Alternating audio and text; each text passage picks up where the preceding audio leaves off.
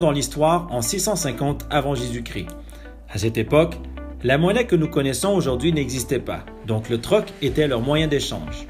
Du lait contre des œufs, 5 kg de salade contre 10 kg de pommes de terre. Ensuite, entre 1694 et 1795, la monnaie fiduciaire fait son apparition en Europe et dans le monde.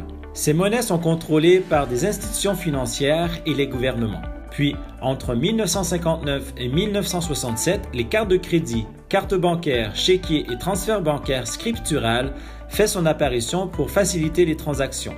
Et enfin, en 2009, la crypto-monnaie voit le jour avec le Bitcoin.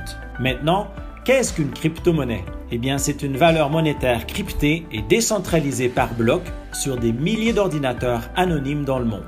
Pour que la crypto-monnaie fonctionne, cela prend un système de transmission d'informations sécurisé que nous appelons la blockchain. La blockchain est une technologie de stockage et de transmission d'informations transparente, sécurisée et fonctionnant sans organe central de contrôle.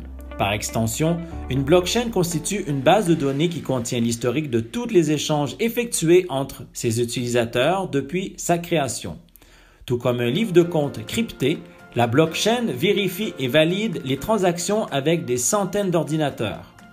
La blockchain est une étape obligatoire pour la création et l'échange de crypto-monnaies. Maintenant que nous savons ce qu'est une crypto-monnaie et une blockchain, qu'est-ce que le Bitcoin exactement? Le Bitcoin a été créé le 3 janvier 2009 sous le pseudonyme Satoshi Nakamoto, suite à la crise financière des subprimes en 2008.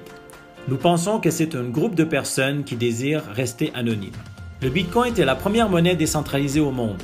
N'importe qui peut détenir, utiliser et envoyer des Bitcoins sans critères ni frontières. Les Bitcoins n'est contrôlé par aucun gouvernement, aucune banque, personne ou entreprise. Les frais de transaction sont ultra réduits et elle devient la nouvelle devise libre et anonyme du 21e siècle. Tout comme expliqué auparavant, les transactions sont possibles grâce à la blockchain sécurisée à 100%. Il n'y a aucun intermédiaire bancaire, et c'est aussi simple d'envoyer ou de recevoir des bitcoins que d'envoyer un email. Et enfin, les transactions en envoi et réception se font en quelques secondes.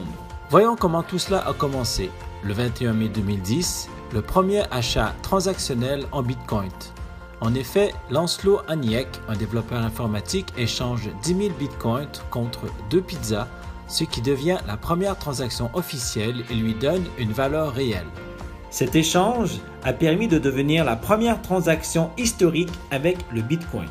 Comment aujourd'hui peut-on utiliser les Bitcoins? Vous pouvez utiliser vos Bitcoins pour tout ce que vous imaginez. La seule condition, la personne avec qui vous voulez faire une transaction doit les accepter, que ce soit une entreprise ou une personne physique. Que ce soit pour acheter une voiture, des billets d'avion, louer une chambre d'hôtel, payer vos factures, louer ou acheter une maison ou un appartement, prendre un café ou aller au restaurant, ou enfin acheter une télévision ou tout autre article dont vous avez besoin. Depuis 10 ans maintenant, l'offre et la demande du Bitcoin est très forte. Pourquoi?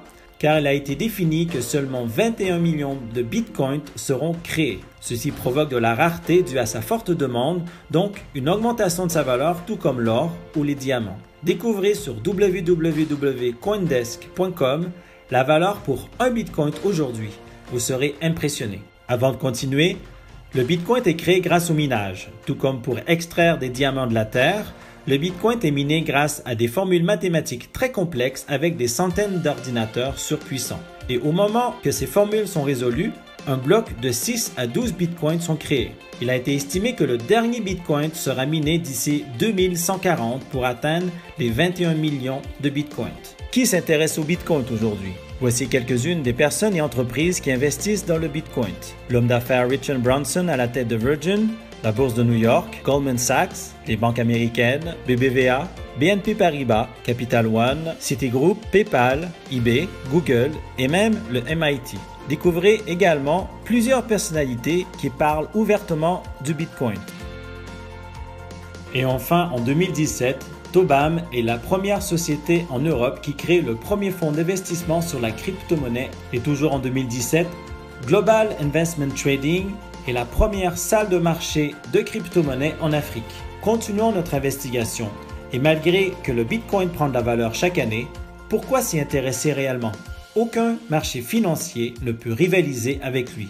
Quoique volatile, le Bitcoin peut être une valeur refuge comme l'or, l'argent, le pétrole ou les diamants. Le Bitcoin combat l'inflation et permet d'augmenter notre pouvoir d'achat. Entre 1980 et 2020, la monnaie que nous utilisons, que ce soit en Afrique, en Russie, en Asie, en Europe ou en Amérique, a connu une perte de 147%. Plus proche de nous, entre 2000 et 2020, elle a connu une perte de 34%. Avec 100 $ en 1980, notre pouvoir d'achat était beaucoup plus important versus en 2020. Tandis que le Bitcoin, pendant la période 2009 et 2020, a connu un rebond de 100 000%. Oui, vous avez bien entendu, 100 000%. Voilà pourquoi il combat l'inflation. La rareté du Bitcoin et sa forte demande lui fait prendre de la valeur. Il a été estimé que d'ici 2022, le cours pour un Bitcoin pourrait atteindre 100 000 $. Nous vous remercions de l'attention particulière que vous avez portée à cette présentation. Rapprochez-vous de la personne qui vous a transmis cette information pour qu'elle puisse répondre à vos questions.